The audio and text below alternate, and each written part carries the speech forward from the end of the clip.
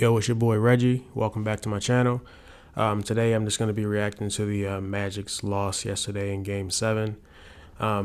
Look,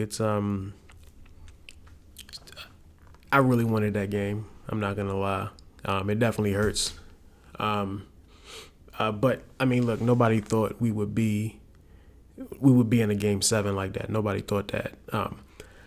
I figure most people didn't even think we'd be a playoff team. I mean, myself, I thought we would be a play-in team. I figured we'd be a 7 or 8 seed and could possibly play into the playoffs, but never thought we'd be the 5th seed. I mean, we overachieved crazy this year, and you got to give a lot of credit to that team. You got to give a lot of credit to Jamal Mosley for coaching this team the way he did. He definitely deserves strong consideration for Coach of the Year. Going into that series, I did predict that the Magic would win the series. I thought Paolo was going to show out and be the best player on the floor. And I think he did show out. I think he showed a lot of people how good he is now and how good he can be. So I think that did happen. And I think there were a few games where he absolutely was the best player on the floor. But in Game 6 and 7, there was no doubt that Mitchell was the best player on the floor. Like, there's no doubt about it. He was the best player on the floor in Game 6 and 7. So you got to give him credit. They played really well in the second half of that game yesterday, and that was not an easy position to be in. We had them down 18 I think in the second quarter they were down 18. And, I mean, you're at home, and it's Game 7, and you're down 18, and then I'm sure your home crowd is getting restless. That's a tough spot to be in. So for them to come back and play the way they played, really the end of the second quarter is when you can start to feel the momentum changing. You can feel it. But I still felt good because it was like, okay, it's Game 7, we're on the road, and we're up by 10 at halftime.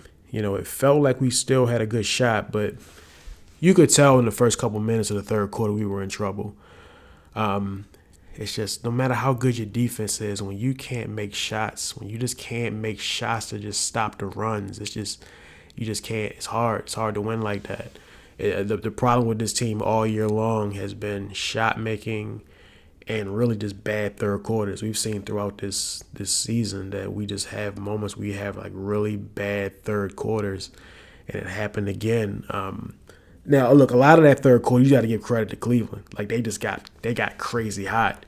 But if we just could have made a few more shots just to keep the run at bait. I mean, I think they scored 35 in the third quarter. I think we scored like 18. Like, if we can at least just get 24 or something like that, it can just kind of keep us in it, you know. But just wasn't meant to be. I mean, you know, again, you knew that Cleveland was just a more experienced team, but that's just why I wanted it so bad. I wanted this young team to just show out in the playoffs and just, you know, it was just fun seeing like us on, like, for teams that's like, if you're a fan of a team that's always good, you can't quite feel what it is of like just being on national TV and having, you know, the analysts talking about the Magic, because typically why would they talk about the Magic? We're terrible. You know, Stephen A. Smith's not going to talk about the Magic. We're terrible.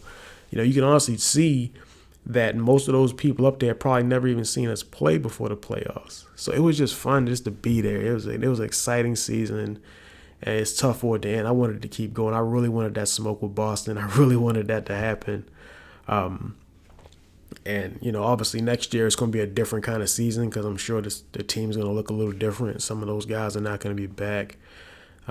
Hard to imagine that Markelle Fultz will be back. He gave us some good minutes. Markelle gave us some good minutes, but it's hard to imagine he's going to be back with the team next year. Gary Harris, I doubt, is back with the team next year. I mean, Joe Ingles, maybe, but I don't know. Like, he looks pretty washed. I mean, he looks like he's a great guy. He's probably a funny guy to have in the locker room. He's a locker room guy. But I don't know. I don't know if he's back next year. And a few other people that may not be back. There could be trades made. So yeah, it's disappointing. I think it's definitely important to like take some time, because I definitely heard some people who were maybe going a little too far, saying, you know, Franz Wagner ain't that dude. Maybe we should look into trading them. We're not trading Franz. Like, Paolo and Franz are our guys.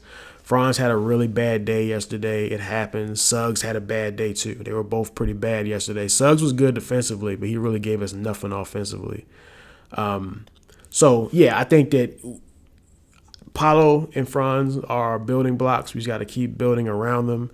And I said before this series started that we know that this team isn't properly built around having those two forwards. Like, we need more spacing. We need more shooting. We knew that. So this is a flawed roster. We knew it was a flawed roster. But this flawed roster was the 5th seed in a very competitive Eastern Conference and got to a Game 7.